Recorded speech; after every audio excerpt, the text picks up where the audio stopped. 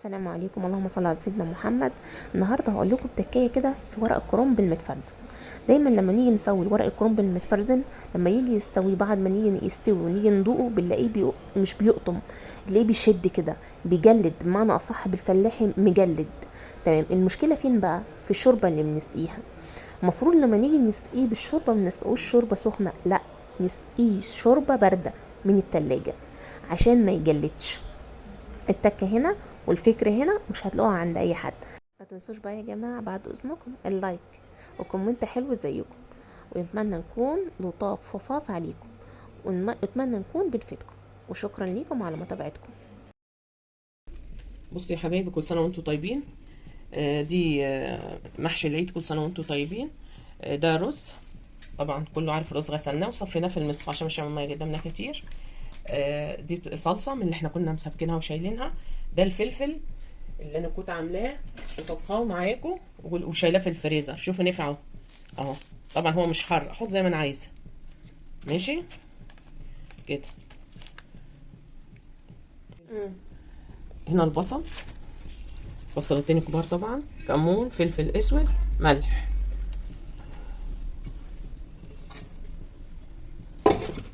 اول حاجه بنقلب الصلصه والبصل ونشوف هل محتاج صلصه. الاول الصلصه بتبان في الرز قبل الخضره، قبل ما نحط الخضره. الماده الدهنيه اللي انتوا عايزينها طبعا بتحطوها،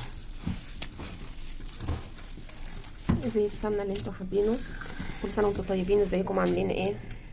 عيد سعيد ان شاء الله يجي عليكم. الفيديو ده احنا بنصوره قبل العيد، خلاص معرفش هو هينزل امتى يعني. هو قبل العيد ايه؟ ما تنسوش بقى اللايك يا جماعه والشير لو سمحتوا. زودنا حته فلفل. شوفوا الرز عامل ازاي ما شاء الله. يفضل يا جماعه انكم تحطوا الصلصه والطماطم او الصلصه اللي تحطوها الاول عشان بتبان في المحشي، عشان تعرفوا انتوا محتاجين صلصه قد ايه من الرز. احنا شوف كده، احنا نعرف كده خلاص كده كفايه. هنجيب بقى ايه خضره ونحطها. حطينا هنا الماده الدهنيه بقى اللي انت حباها. دلوقتي هنحط الايه الخضره يا جماعه. نحط الخضره. انا بحب خضره كتير. نحط الخضره طبعا. خضره غسلاها ومخرطاها وحاطه مناديل ونشفاها اهي. بتلاقي كل حاجتك جاهزه، ما بتتعبيش تعملي المحشي كانك جاي ما يعني تغلي كوبايه شاي. كل حاجه متفرزه، كل حاجه، البصل والطماطم والفلفل. ده للستات العامله، الناس اللي مكسله، الست الكبيره اللي زي اللي مش بتقدر تعمل حاجه في يوم واحد. خلاص بقينا كبار اصلا يعني. الواحد لو مش لاقي اغلب الحاجه جاهزه في الفريزر، الواحد اصلا لو ما لقاش الحاجه جاهزه في الفريزر اصلا يكسل ان هو يعمل. لما بيلاقي نص الحاجه جاهزه كده بتسهل عليه عن عمليه الايه الطبخ وكده. زي البصل لما يكون جاهز، الثوم، الفلفل، الطماطم. دلوقتي هتقول خضره عاملينها قبلها بيوم، مقطعينها ومنشفينها في الثلاجه، فكله سهل. تمام كده يا جماعه اهوت الحاجه جاهزه.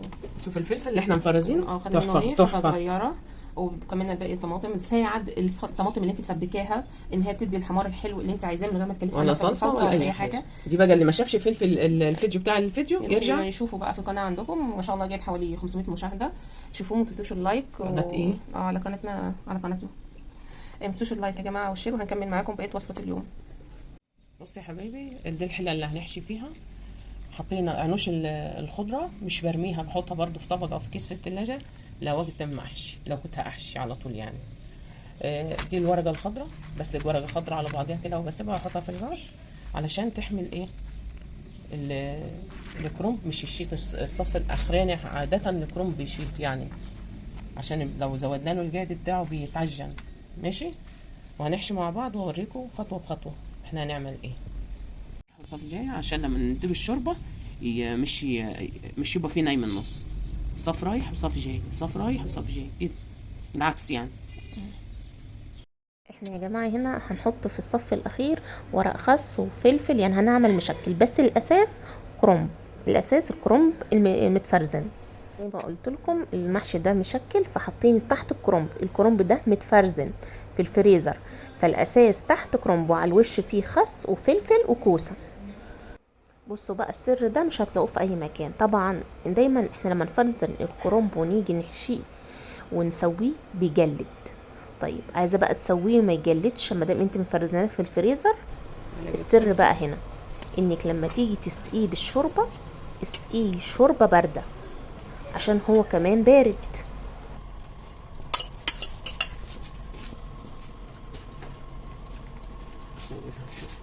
شوربه بارده من التلاجة علشان ما يطلعش معقد.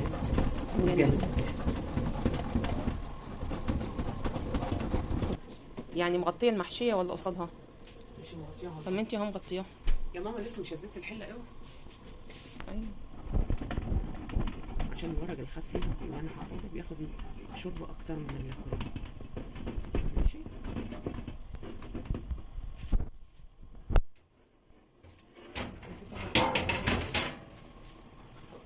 هنا يا جماعه اول ما الكرنب بيغلي، بعد ما يغلي ب5 دقايق هنوطي عليه وهنستناه لما يستوي.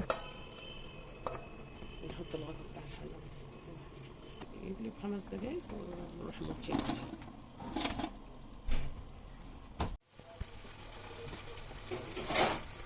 المحشي المشكل، خس على ورق عنب على كوسه على فلفل على تحت كرنب، وبالهنا والشفا.